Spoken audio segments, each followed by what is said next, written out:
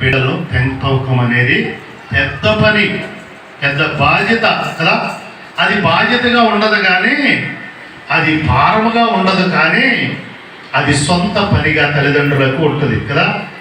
మరి అప్పటి వరకు తల్లిదండ్రులు మాట విని వారు ఎలా చెప్తే వారు విన్నప్పటికీ మోషే గారి కుమార్తె తన బిడ్డ పుట్టిన తర్వాత తల్లిదండ్రుల మాట కుదరదు కదా. ఆమె చెప్పినట్లే ఆ బిడ్డ పట్ల ఎంత ప్రేమ చూపుతుందో, అమ్మ స్నానం సేపులాగా చేద్దామంటే కుదరదు, నువ్వు నిర్లక్ష్యం చేస్తూనే ఉంటుంది.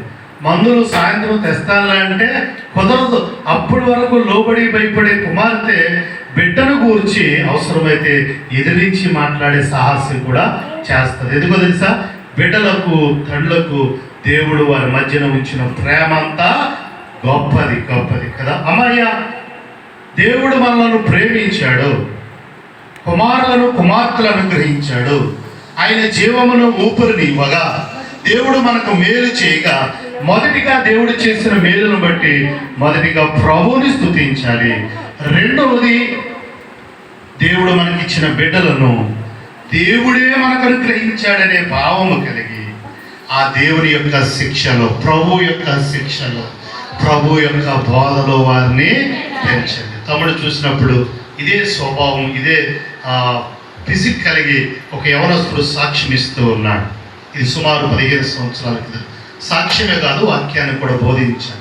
వారు మొదటగా చెప్పాడు, నేను ఈ స్థితిలో ఉన్నానంటే నా తల్లిదండ్రులే కారణం అన్నాడు. నేను యవన కాలంలోనే రక్షించబడ్డాను.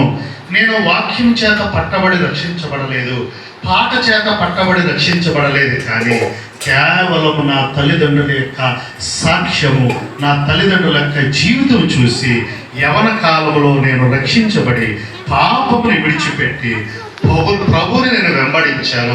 ఈ దినాన్ని దేవుడు నన్ను ఎంతో హెచ్చించాడు. 15 సంవత్సరాల క్రితమే 1,50,000 రూపాయల సాఫ్ట్వేర్ ఇంజనీర్గా అతడు ఆశీర్వదించబడ్డాడు. భౌతిక సంబంధమైన ఆశీర్వాదమే కాదు కానీ ఆధ్యాత్మికమైన ఆశీర్వాదాలు కూడా మనం పొందాలంటే, మన బిడ్డలు హెచ్చించబడాలి, ఆశీర్వదించబడాలి అంటే ఈ దినము నుండి బిడ్డ పుట్టిన నాటి నుండి, గర్భంలో పడిన నాటి నుండి తల్లిదండ్రులు ఇద్దరు ఆ బిడ్డ గురించిన ఆలోచనలు, ప్రణాళికలు, కోరికలు, ఉద్దేశాలు ఎన్నో ఉన్నాయి. అవి పుస్తకాలు చాలనంత కోరిక, ఆలోచనలు వారు కలిగి ఉన్నాయి. అయినప్పటికీ ఆ బిడ్డలు హెచ్చించబడాలి. మీ కోరికను సిద్ధింప చేసి మీ ఆలోచన యావత్తును సఫలము చేస్తానన్న దేవుని యొక్క శిక్షలోను బోధలోను వారిని పెంచారు. తల్లిదండ్రులు తిరుగుతున్నారు, స్కూల్